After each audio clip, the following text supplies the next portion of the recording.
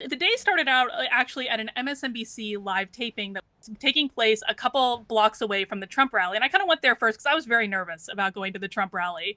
And I went there first because it was more of a comfort zone and just started chatting with people. And everyone I told, I was like, I'm thinking about going over the rally. And they were like, don't do it. They're horrible people. They're the lowest of the low. They're going to harass you. One woman actually offered me her pepper spray to take with me. And I was like, no, I think I'm going to be fine. It'll be okay.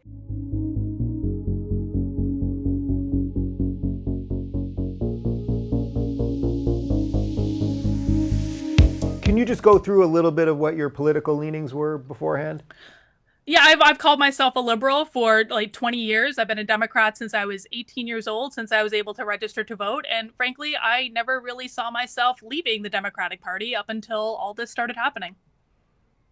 So then this all happens, and you did the scariest, most evil thing someone can do. You went to a Donald J. Trump rally.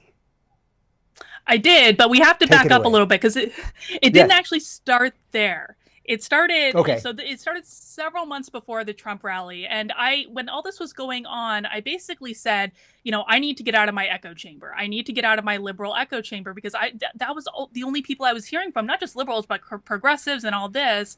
And I made this concerted effort to start listening to voices that I thought I would disagree with. And my husband, who has always been a little bit more conservative than me, he said, Karlyn, you should listen to Ben Shapiro. You should watch Ben Shapiro. You'd like him. And I said, Oh. no, Victor, I'm not watching Ben Shapiro. Ben Shapiro is Satan.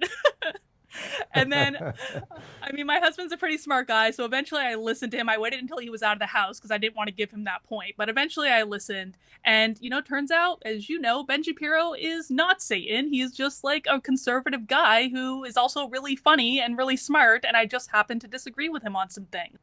And from there, it was kind of down the YouTube rabbit hole where I just started listening to all these different people and discovering this conservatives are really not what I thought they were. It wasn't the perception that I had. And, living in New Hampshire, I'm very lucky. I get to see all the political candidates up close. And at one point or another, I had seen every other political candidate. And I thought, Donald Trump's coming to town. Well, why not? This is like my big graduation exercise. Yeah. So, all right. So you go to, well, first off, tell me a little bit more about those sort of what I describe as factory settings.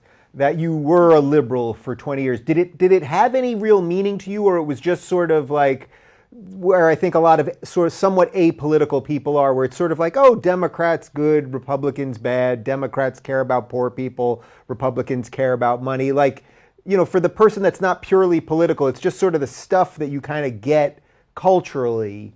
Is that basically where you were?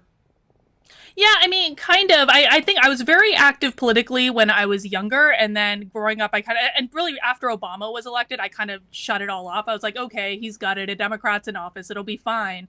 But really, what I didn't realize is how much Democrats have changed since, between W and what we have now. And that was really the big shocker for me because I became a Democrat because I didn't like people telling me what to do. I didn't like people telling me what music I could listen to or trying to legislate their religion or what I could wear or all these things. And that was what, and who to love as well. And that was why I joined originally. And it didn't occur to me that the Democratic Party had changed so much from the thing I joined. Oh, I have heard this story before. What did you think intuitively about the Republicans? So you thought they wanted to tell you what music you could listen to and what video games you could play and the rest of it. Yeah, I mean, there were horrible, evil people that just wanted to control everything I said and did, was my perception of the Republicans.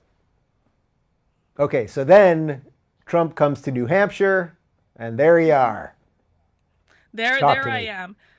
So the day started out actually at an MSNBC live taping that was taking place a couple blocks away from the Trump rally. And I kind of went there first because I was very nervous about going to the Trump rally. And I went there first because it was more of a comfort zone and just started chatting with people. And everyone I told, I was like, I'm thinking about going over the rally. And they were like, don't do it. They're horrible people. They're the lowest of the low. They're going to harass you. One woman actually offered me her pepper spray to take with me. And I was like, no, think I'm going to be fine. It'll be okay.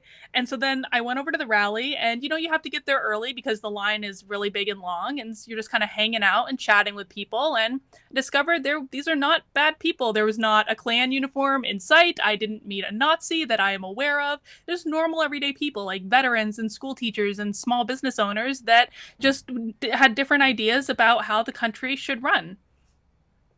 How shocked were you? I mean, it sounds obvious, right? The way you're saying it now, it's like, of course it's obvious. These are regular people. They just happen to have different political thoughts than what is sort of more mainstream accepted. But for you, as someone that wasn't part of this bubble, you get there and you start seeing this. Like, were you just like completely blown away?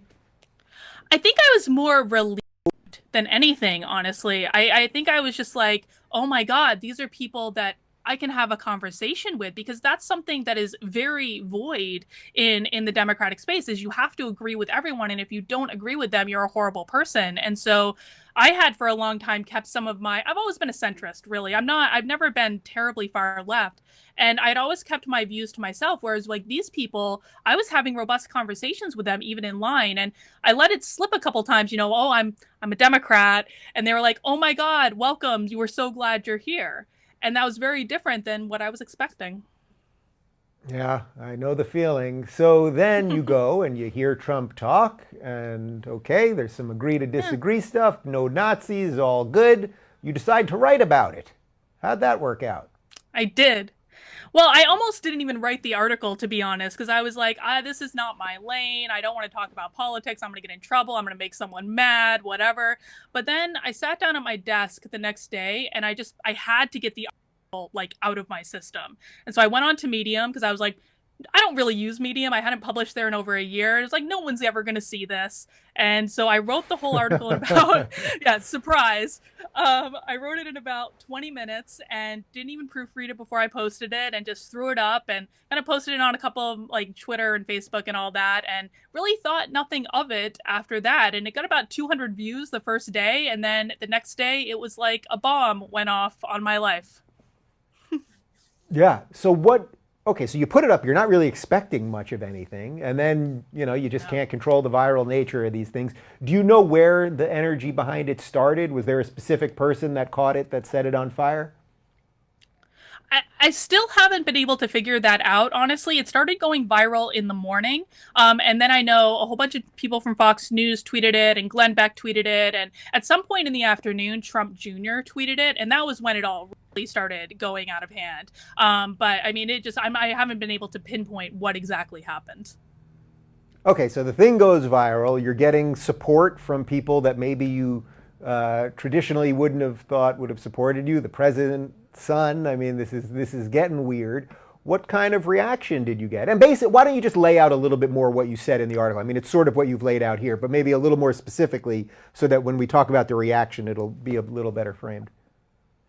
Yeah, so basically what I said in the article was that, we need to start taking steps towards one another and to start healing the political divides. And that I think was the big message I wanted people to take away from it, is that Trump supporters are not bad people. And, hopefully a liberal writing this article, if Trump supporters think that, I'm a bad person, they're going to see that, someone has your back. And I think that was what a lot of Trump supporters really appreciated about it, was there was this person coming and saying, you're not a Nazi. I know you're not a Nazi. We just have different ideas, and let's talk about those ideas.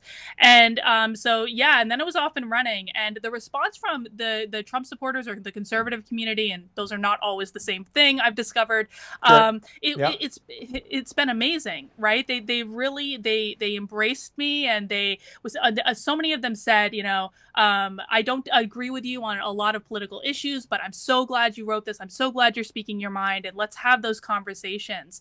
And a lot of them too. I mean, I was overwhelmed with the amount of notes I got from people saying, my husband is a Republican, I'm a Democrat. I don't know how to make our marriage survive.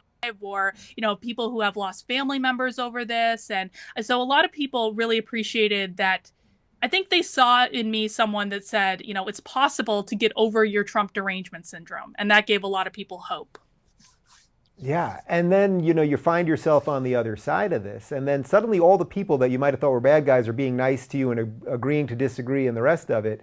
There's a moment there where you have to kind of be like, oh, was I really wrong? You have to do a little self-reflection, right?